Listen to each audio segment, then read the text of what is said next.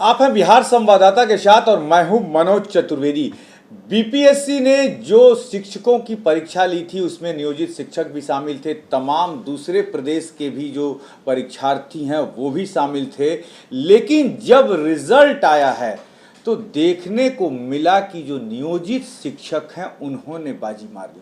100 में करीब करीब 99 नियोजित शिक्षकों ने बाजी मारी है। और बाजी ही सिर्फ नहीं मारी है, तमाम जो विषय है उसमें टॉप तक किया है। राजनीति में टॉप की, राजनीति का जो सब्जेक्ट था उसमें टॉप किया है, सोशियोलॉजी में टॉप किया है, मैथ्स में टॉप किया है नियोजित शिक्षकों ने ही।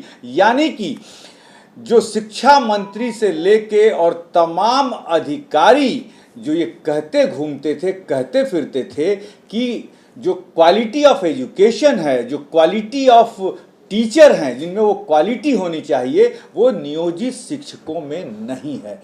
लेकिन यही नियोजित शिक्षक, आपको याद होगा, जब आंदोलन कर रहे थे, अपने को राज्यकर्मी का दर्जा देने का, पेंशन की मांग कर रहे थे, समान काम समान वेतन की मांग कर रहे थे, तो सरकार इन्हीं सब मुद्दों को लेकर इनको बरगला रही थी।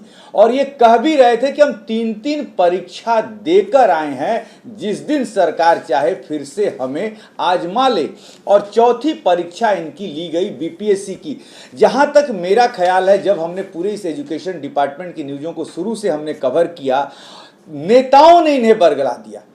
नियोजित शिक्षकों के जो नेता थे, शत्रुघ्न प्रसाद सिंह, बिहार माध्यमिक शिक्षक संघ के नेता थे, उन्होंने कहा कि कोई भी नियोजित परीक्षा में नहीं बैठेगा, परीक्षा मत दें, सरकार बिना शर्त हमको राज्यकर्मी का दर्जा देगी।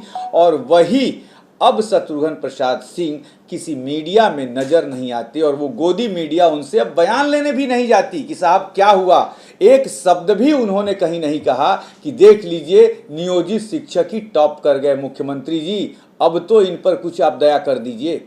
चलिए, दया करने की बात हम छोड़ देते हैं, लेकिन अपनी काबिलियत जो है नियोजित शिक्षकों ने वास्तव में बिहार को दिखा दिया, बिहार की जनता को दिखा दिया कि वास्तव में वो काबिल है। हमारे साथ हमेशा की तरह जो है वो शैलेंद्र कुमार शर्मा और शैलू जी, संयुक्त राष्ट्रीय सचिव हैं, अविरल भारतीय शैक्षिक संघ नई दिल्ली के, बिहार शिक्षक संघ के भी मेंबर हैं। शैलू जी, पहले तो आपका स्वागत है। अब आप बताइए, कहाँ खड़े हैं अब आप लोग? नेता है, आप भी नेता, शत्रुघ्न बाबू भी, आप लोग तो कह रहे थे परीक्षा मत दीजिए, बिना उसका राज्यकर्मी का दर्जा मिलेगा। साबित किया नियोजित शिक्षकों ने, अपनी काबिलियत साबित किया। बिल्कुल, बिहार माध्यमिक शिक्षक संघ की ओर से ही नहीं बल्कि तथाकथित छुट भैये जो विभिन्न शिक्षक संगठनों के नेता थे, उन्होंने भी कहा, इनको जयचंद की संज्ञा दी, मीर जाफर का, मान सिंह का, इस तरह के अमानुषिक और अपमानित शब्दों से इनको नवाजा। और माननीय मुख्यमंत्री जी ने भी जिस सभा में अपनी मांगों को ये रखते थे कि हमें भी बिना शर्त राजकर्मी का दर्जा दीजिए, समान कार्य समान वेतन के दीजिए, वो भी कहते थे कि ये नियोजित वाला शिक्षकवा है, ये वही लोग है, इसको तो ठीक कर देंगे। शिक्षा मंत्री, माननीय शिक्षा मंत्री ने कई बार कहा, क्वालिटी ऑफ शिक्षा की बात की थी। हाँ, क्वालिटी ऑफ टीचर जो हैं, इनमें क्वालिटी नहीं है, इनका आउटपुट जो है कुछ नहीं आ रहा। जब इनका आउटपुट आएगा तब इनके बारे में सोचेंगे। माननीय शिक्षा मंत्री जी ने भी अपमानित करने का कार्य किया, और आज अपने मेधा का इन नियोजित शिक्षकों ने, नौजवान शिक्षकों ने बिहार में अपनी मेधा और प्रतिभा का स्पष्ट पेश किया, लोहा मनवा दिया। और कई विषयों में तो अपना परचम लहरा दिया, जबकि सारे भारतवर्ष के सारे स्टेट्स के नौजवान आए हुए थे। बीएड ट्रेंड, बधाई देंगे अब आप ना, फिर कहेंगे कि नहीं अगला में मत बैठिए, अभी मिल जाएगा इसे? बिल्कुल, मैं तो जयचंद नहीं कहूँगा, मैं तो बधाई दूंगा इन्हें। और जो शिक्षक संगठनों ने इन लोगों को दिग्भ्रमित करने का कार्य किया था, आज उनका जो कार्य रहा है वो सराहनीय नहीं रहा है, और आज वो कहीं दिख नहीं रहा। आपने स्पष्ट कहा कि जो नेता थे जो इनको दिग्भ्रमित किए, कहीं नहीं दिख रहे हैं, कहीं नहीं दिखाई पड़ रहे हैं। बिल्कुल सही बात। और आउटपुट तो दिखा दिया।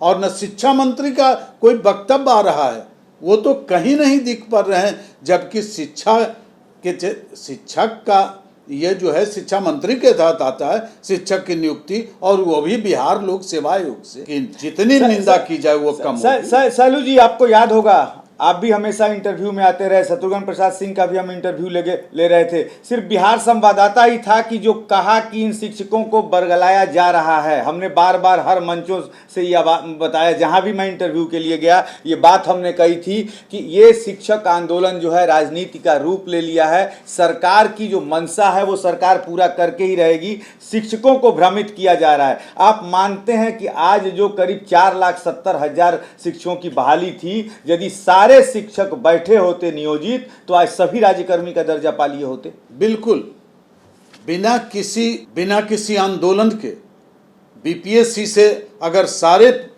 शिक्षक उसमें अपीयर हो जाते तो सबों को राजकर्मी का दर्जा।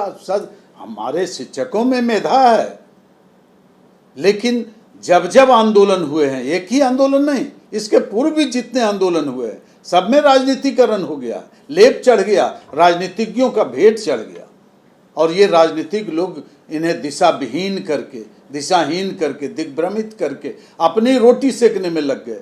चाहे वो बिहार सरकार के राजनीतिज्ञ हों या माध्यमिक शिक्षक संघ या किसी संघ के, ये सारे जो न्याय मोर्चा, कौशल गुट, ब्रजवासी गुट और कौन गुट, पप्पू पांडे गुट, कौन गुट, 28 गुट आज कहाँ हैं, किस मांद में छुपे हुए हैं, और ऊपर से जयचंद और मीर जाफर की उपाधि देते फिर रहे हैं, आउटपुट खोज रहे हैं। शिक्षा मंत्री आज किस मांद में घुसे हुए हैं।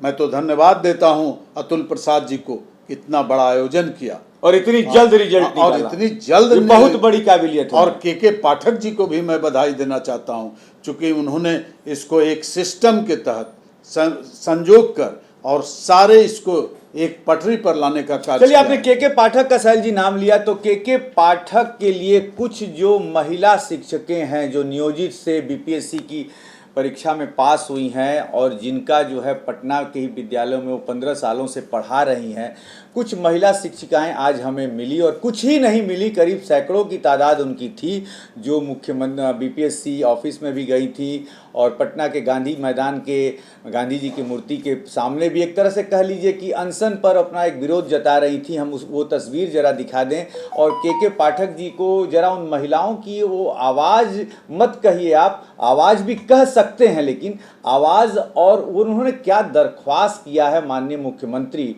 और के पाठक से। मेरा डिमांड यही है कि हम लोग जहाँ हैं हम लोगों को वहीं रहने दिया जाए, क्योंकि जहाँ भी हैं हमारा सीट अभी वहाँ पे वो वैकेंट नहीं है, हम लोग वहाँ हैं, तो फिर वो जब सीट खाली नहीं हुआ है तो फिर हमको वहीं रहने दिया जाए, ये रिक्वेस्ट है हमारा आदरणीय मंत्री जी से। और हम लोगों को इधर उधर भेज करके हमारा सारा घर परिवार बेतरतीब हो जाएगा, सब कुछ मतलब कहेंगे कि उजड़ जाएगा, बच्चे कैसे पढ़ेंगे, उनकी परवरिश कैसे होगी, हमारा घर गृहस्थी कैसे चलेगा, ये सब बहुत परेशानी है सर। दूसरे जगह जाने से और हम लोग पटना में आए हैं, अगर यहाँ या जिस स्कूल में भी जो भी टीचर गए हैं तो वो मेरिट में आए हैं तभी गए हैं वहाँ, तो एक बार मेरिट, 2 बार मेरिट, 3 बार मेरिट, कितनी बार हम लोग मेरिट में आए सर। बार बार जीवन में यही होता रहा है नियोजित शिक्षकों के साथ, और परीक्षा देते कितनी बार परीक्षा दे। इसलिए जहाँ हम लोग हैं हम लोगों को वहीं रहने दिया जाए, और जो भी नियोजित टीचर अगर कहीं जाना चाहते हैं स्वेच्छा से तो उनको जाने दिया जाए, बाकी जो लोग जहाँ हैं वहीं उनको रखा जाए बस। तो आपने देखा, हमने 2-3 महिलाओं की आवाज़ मुख्यमंत्री तक हम पहुंचाने की कोशिश करेंगे और के पाठक तक। सैल जी, कुछ महिला नियोजित शिक्षकें जो 15-17 सालों से एक विद्यालय में हैं, परीक्षा पास कर गई हैं, पटना ही उनको दिया गया है, कुछ को मुजफ्फरपुर भी, नालंदा भी दिया गया है। आज जब हमारे से बात हुई तो कही कि साहब सैलरी में तो भी इजाफा नहीं हुआ, एक फिक्स सैलरी ही है। ठीक है, हम सरकारी कर्मी हो गए, तो हम चाहते हैं कि जिस विद्यालय में हम हैं उसी विद्यालय में वहाँ उस सब्जेक्ट की वैकेंसी है तो हमें वहीं रख लिया जाए, हमारा परिवार नहीं बिखरेगा, हमें दूसरी जगह नहीं जाना पड़ेगा। और ये बड़ा एक तरह से सॉफ्ट कॉर्नर से वो मुख्यमंत्री, शिक्षा मंत्री और के पाठक से उन्होंने मांग रखी है अपनी। इस पर आप क्या कहना चाहेंगे? ये जायज मांग उनकी कहीं ना कहीं है। बिल्कुल होना चाहिए। ये जो आपने बातें कही हैं कि जिस विद्यालय में हैं अगर वो माध्यमिक 15 से 17 सालों से। हाँ, 15 ये 2006 के बाद जितनी बहालियाँ हुई है लगभग 16-17 वर्षों की है। एक उनका जो अनुभव है और उनका जो जीवन का पारिवारिक स्थिति जो बनी हुई है एक जगहों पर, तो अगर उस विद्यालय में माध्यमिक से उच्च माध्यमिक में हैं, अगर उस विषय का वहाँ रिक्त है तो वहाँ उनका पदस्थापन होना चाहिए, दिव्यांगों का, महिलाओं का या दूसरे शिक्षक का भी। और एक बात उन्होंने सैल जी और कही कि नहीं, हमारे में भी जो हैं जो दूसरे ये से हैं, जिलों से हैं, वो जाना चाहते हैं तो उन्हें जाने भी दीजिए। हाँ बिल्कुल, उन्हें बड़ी एक सही मांग उन्होंने हाँ। बड़ी माने एक तरह से भावनापूर्ण तरीके से रखी है। मुख्यमंत्री हमने आपको सुनवाया है उसको, तो रखी है कि भाई ऐसा कर दें तो मुख्यमंत्री की एक बड़ी दया दृष्टि हमारे ऊपर। और ऐसे भी किसी भी सरकार के द्वारा स्थानांतरण या पदस्थापन में महिलाओं को या पति पत्नी को या ऐसा प्रावधान है जिसमें यथास्थिति रखी जाती है और स्थानांतरण या पदस्थापन में अधिकार है और उनको उन पर विशेष कृपा होनी चाहिए और उसमें उल्लेख होना चाहिए उनके सेवा शर्त में कि वो जहाँ हैं अगर उससे उच्च वर्ग में वो जो मिल रहा है उनको, जैसे माध्यमिक में है उच्च माध्यमिक में जाना चाहते हैं और वहाँ अगर रिक्ति है तो उनके विरुद्ध उनका पदस्थापन होना चाहिए। और संगठन जो अभी टूट के कगार पर है, सारे मांद में छुपे हुए हैं लोग, उनको आगे आने की आवश्यकता है, आगे आकर इन मांगों के लिए ही करना है। चूँकि संघ में तो अब 2 फाड़ हो गया है, अब वो नेता नहीं चाहते हैं कि इनके मांगों का, चूँकि जयचंद और मीर जाफर और बहिष्कार करो बीपीएससी का, इस तरह की मांग कर रहे थे, वो तो राजनीति रोटी सेकना चाह रहे थे। और आज वो किस मांग में छुपे हुए हैं, उनकी जायज मांगों पर उनको आवाज़ उठाने की आवश्यकता है और ताकि ये शिक्षक संघों के संगठन में अपना फिर पुनः इनका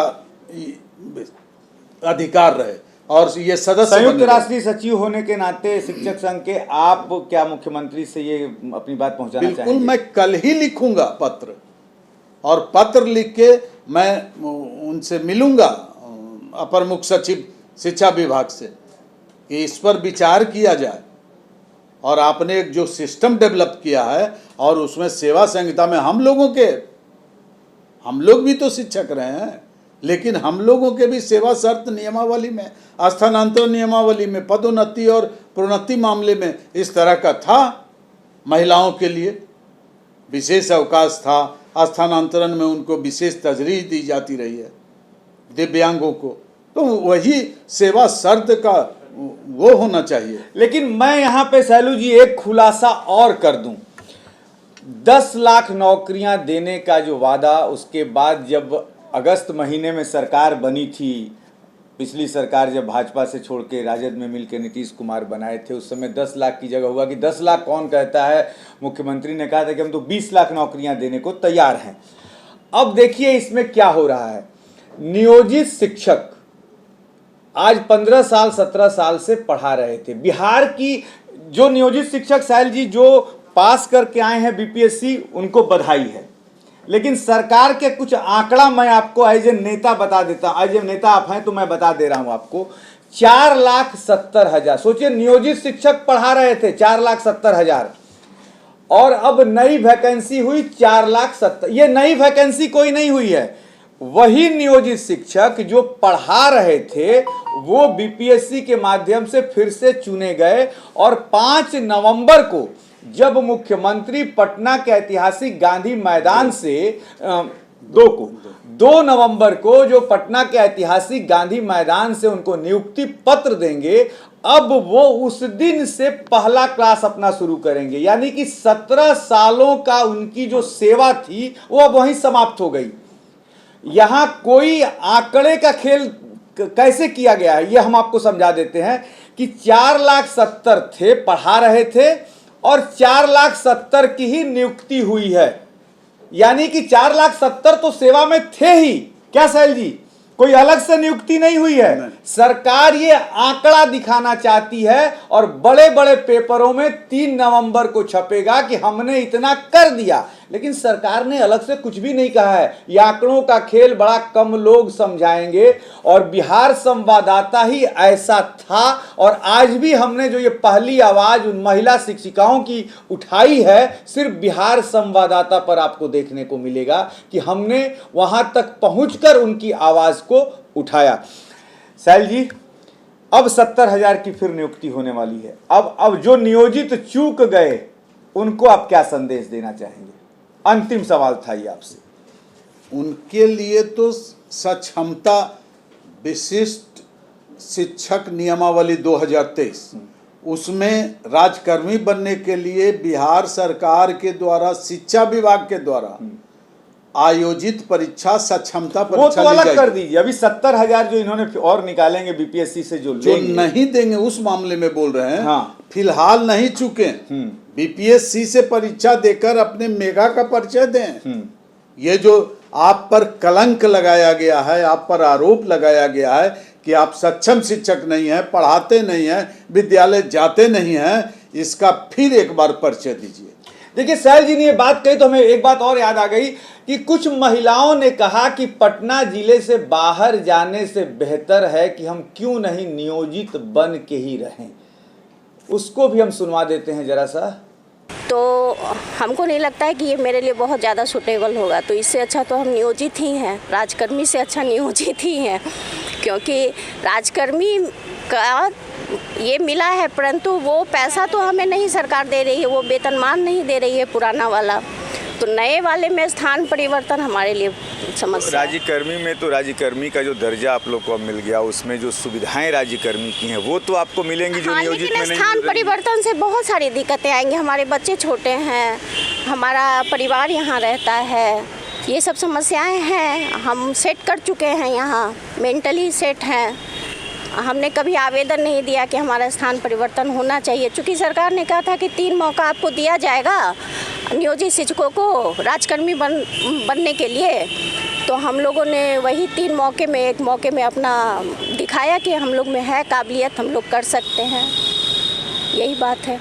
मतलब आप ये कहना चाहती हैं कि यदि आपका ट्रांसफ़र दूसरे ज़िले में करता है तो आप ये मान के चले कि आप नियोजित में ही अच्छी हैं, नियोजित बन के ही रहना चाहेंगे? स्थान परिवर्तन होने से जो समस्याएं हैं, पारिवारिक समस्याएं, बच्चों का अभी कैरियर का समय है, तो उसी हिसाब से लोग पटना आते हैं, हम बाहर जाएंगे, बच्चे हमारे कुंठा से, जब घर में बच्चे हमारे कुंठा होंगे तो हम बाहर के बच्चों को क्या दे पाएंगे। इसलिए हम मतलब राजकर्मी का दर्जा लेकर भी लगता है जैसे कि नहीं, नियोजित ही ठीक है। और दूसरी एक महिला ने कहा कि सर हमने बीपीएससी की परीक्षा नहीं दी है, हमने अपनी कुर्सी बचाने की परीक्षा दी है और हमने दिखा दिया, जो बिहार की जनता के मन में ये भ्रम पैदा किया जा रहा था कि हम काबिल नहीं हैं, हमने उस कुर्सी को बचा के फिर से दिखा दिया कि काबिल हम ही हैं। जरा उसे भी ये ऐसा लड्डू है जैसे शादी का लड्डू बोला जाता है, जो खाया वो भी पछताया, जो नहीं खाया वो भी पछताया। लेकिन हम लोगों ने ये लड्डू इसलिए खाया परीक्षा का कि हम लोगों को मीडिया के थ्रू जो बात जा रही थी, हम लोग विरोध कर रहे थे, जब आंदोलन कर रहे थे तो आम पब्लिक में हम लोगों को बहुत नीचा दिखाया गया और आम पब्लिक बोली कि ये मोटी को तो सबसे पहले बीपीएससी के परीक्षा दिलवाओ, ये सिर्फ बकबक करती है मीडिया में, शायद विद्यालय में कुछ नहीं बोलती होगी। जब उनको जवाब देने के लिए, पब्लिक को जवाब देने के लिए हम सभी शिक्षकों ने, नियोजित शिक्षकों ने निकाला परीक्षा और उसमें सब लोग बहुत अच्छा किए। हम लोगों को विद्यालय में कार्यरत होते हुए भी हमारे पास समय नहीं होता था तैयारी का। हम लोगों को एसीएस की भी इतनी कड़ाई थी कि हम लोग जनगणना का भी कार्य कर रहे थे, 15 अगस्त की तैयारी भी कर रहे थे, एसीएस का भय भी था कि विद्यालय में मोबाइल नहीं चलाना है कक्षा में, तो हम लोग कैसे पढ़ते, क्या करते और बच्चों को पढ़ाते कि अपनी किताब खोल के पढ़ते। उतना सब कुछ कठिनाइयों के बावजूद हम लोगों ने साबित किया कि हम लोग बीपीएससी एग्ज़ाम से नहीं डरते हैं और हम लोग काबिल हैं। तो आपने सुना, अब बताइए क्या संदेश अंतिम 1 मिनट में? अंतिम संदेश यही है कि आप में मेधा है, आपको दोषारोपण, आप पर दोषारोपण किया गया है, आप पढ़ाते नहीं हैं, आप विद्यालय जाते नहीं हैं, आप आउटपुट नहीं दे पा रहे हैं। माननीय शिक्षा मंत्री के द्वारा गांव के कस्बों में सारे लोगों के द्वारा आम जनता के बीच एक छवि बना दी, एक छवि बना दी गई, जो काली छवि थी उससे उद्धार पाने, उससे उद्धार होने के लिए आप बिहार लोक सेवा आयोग के द्वारा आयोजित परीक्षा में सम्मिलित हों, दिग्भ्रमित नहीं हों और संघ संगठन के राजनीतिज्ञों के बहकावे में नहीं आए। आज वो आपके सहयोगी नहीं है।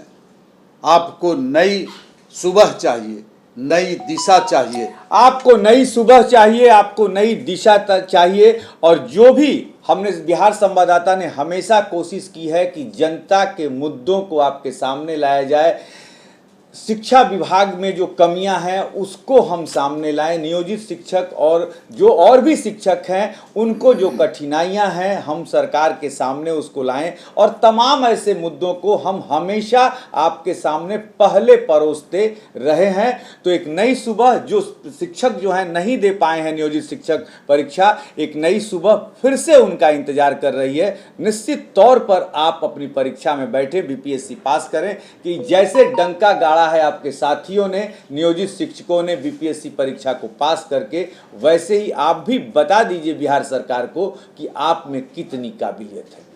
आज के लिए बस इतना ही, मुझे दीजिए इजाजत।